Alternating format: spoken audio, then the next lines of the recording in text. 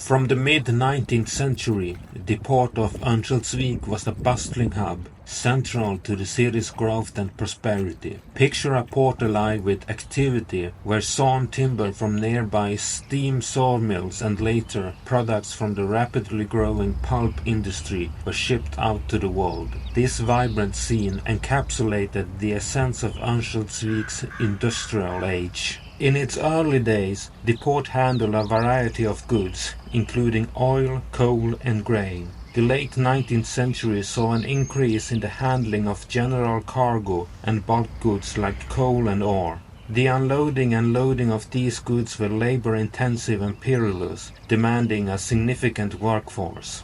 To enhance safety and efficiency, the early 20th century witnessed the development of various crane types. Initially, stationary cranes with swing arms, mounted on rails for flexibility, were common. However, these cranes were slow and limited in mobility.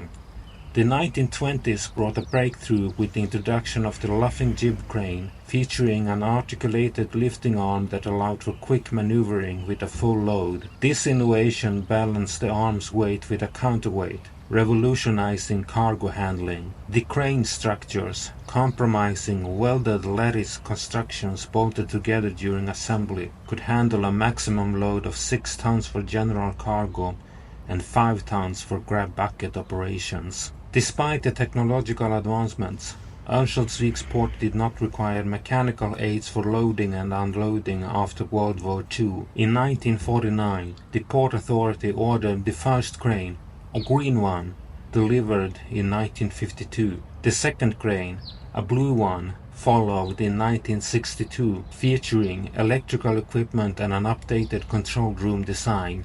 The luffing jib crane became a staple in Swedish ports, contributing to the iconic port skylines.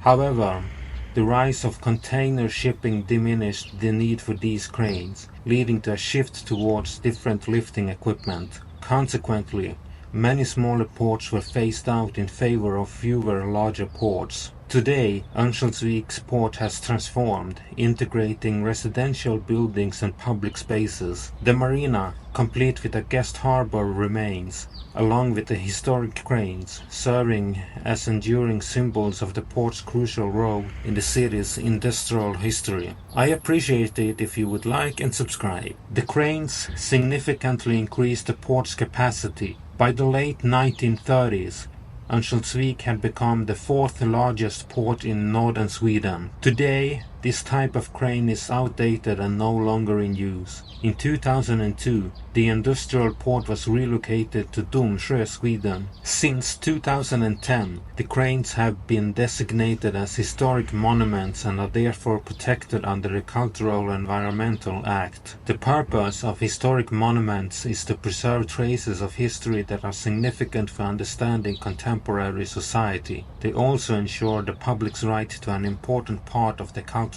heritage. So, what do you think? Is these kinds of buildings worth preserving for our later generations?